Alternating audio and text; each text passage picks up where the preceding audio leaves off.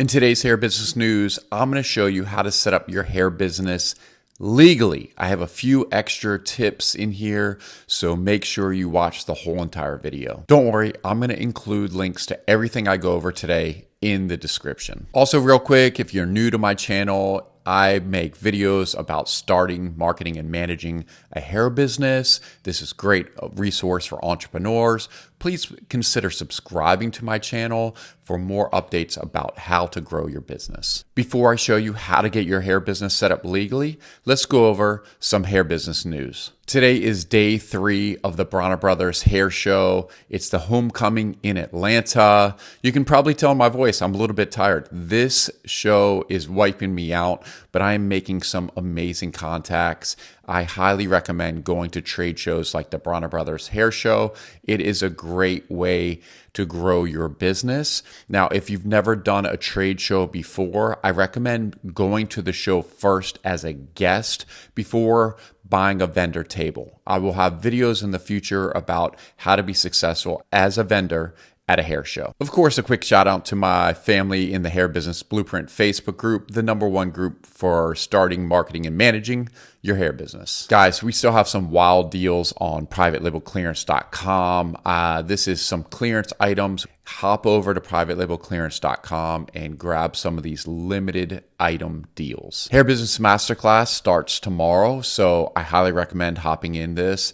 It is 100x value for your money. The 2024 Dropship Beauty websites have launched. If you are looking for a quick way to get your hair business started, make sure you check out one of these website templates. We already have the drop shipping installed. It is a quick and easy way to get your hair business going. Okay, if you're gonna set up your hair business legally, the first thing I recommend doing is going to the United States Patent and Trademark Office to see if your hair business name that you have in your head is already registered. Because if there's a trademark for it, you don't want to try to register this business as your hair company if there's a trademark. So I have a link in the description, and you can just go here, click trademark search, and then you can search the name. So like if you search private label, my company, you will see that we have a trademark. Now there's some that are canceled and dead, and then you also have to look at the goods and services in which the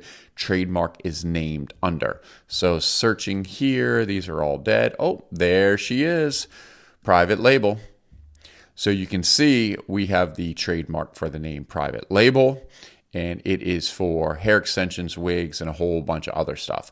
So if you thought you were gonna have your business name private label, like me, it's not gonna work. So come up with something unique that's not already trademarked. Now, once you come up with a name that's not trademarked, and I would probably come up with a list, I would go to GoDaddy and check and see if the domain name is available. It would be best if you had an exact match name.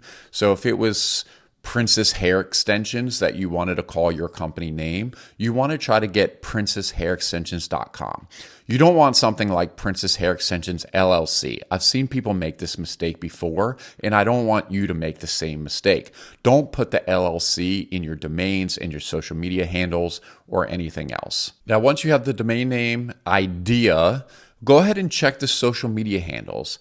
Now, on Facebook, it's not as important to have the full URL of your brand name, but something like Instagram. So if you could get Princess Hair Extensions on Instagram, this would be pretty good. Same with TikTok. You probably want the name pretty similar. Instagram's probably the most important because some of the links for the other ones, it can be a little bit longer, and that's okay. But when people are like, hey, what's your Instagram? You want to be able to say Princess Hair Extensions. TikTok, same thing. On YouTube, not as big of a deal. So I definitely would try to make sure you have the matching Instagram names. Now, I know this isn't really related to setting up your business legally, but what I would like to do is make sure you're set up for success, because I don't want you to go through and register your business name and then go back and realize and not check that you can't get the domain name and you can't get the social media handle, and you got to come up with something creative, which is not really going to be creative. It's going to be messy.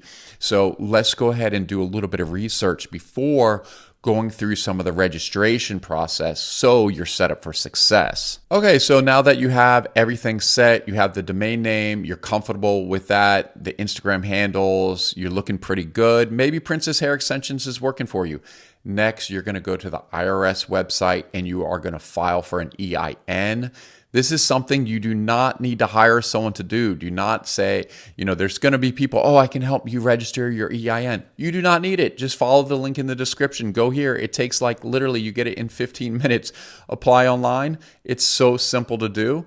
Just click the link and it's going to, okay, IRS. Of course, when I'm recording this, it's going to say it's currently unavailable. So make sure when it is available and IRS is not playing games with us that you apply online. You don't need someone else to help you with this. It's super simple. You'll have your tax ID number so fast. And that's the first step. Next is you're going to want to register your business probably in your local state. Some people do places like Delaware to save on taxes. You might want to check with your CPA about this. But for me, I register all our businesses in Georgia. It's just easier for us. Now, you might want to do a name search, and this is another part of the research process to make sure that the name is available in Georgia before going through and registering everything. So check with your state to make sure that the name isn't registered, that you've already chosen.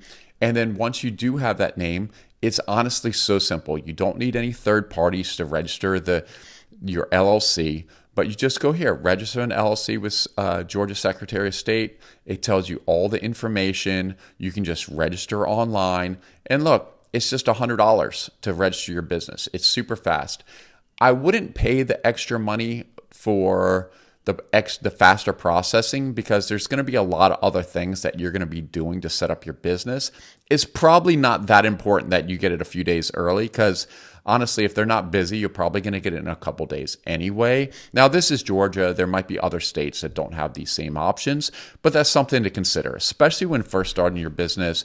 Try to stay away from these extra fees. So in about a week or so, whatever state you register your LLC with is going to send you the paperwork.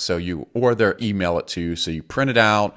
You can print out your EIN number, and then you can actually go into a branch and set up your business bank account. I personally would probably choose the one that you already have your personal bank account with. It just makes it a lot easier if you're transferring money between the two. But it's so important to have your finances separate when coming to running a business. You don't want to hook your personal account to your Shopify account or wherever you're taking in transactions and money. It gets really, really messy. You do not want to do this. It's so easy to set up a bank account. And honestly, since COVID, a lot of banks allow you to register your business bank account online. So it's super easy. And like I said, it's even easier if you already have a relationship with that bank. So within a week and probably for around $100, you can set up your hair business legally. It's super simple. And honestly, if you've never set up a business before, you're probably going to be a little bit frightened, and that's okay. That actually happened to my sister when she set up her first LLC. She was freaking out, calling me 15 times. I'm like, hey, calm down. It's not a big deal. And then she actually ended up not doing that business and started a second one. And she's like, oh my gosh, Mikey, this was so easy to set up. And I said, I know. So it takes a little bit of experience. It's not that big of a deal. Don't worry about messing anything up. Just take it slow. If you have any questions, reach out to the IRS, reach out to your local Secretary of State, get the information. The key is to set it up properly from the beginning, making sure you have your names in order, domain name, social media, it's not trademarked. If you do all that, you're going to be starting off your hair company in the right way, keeping the business finances separate. Talk to a CPA. They're a lot less expensive than you might think if you've never worked with one. And of course, if you have any questions, make sure you leave a comment in the description and I'll do what I can to help.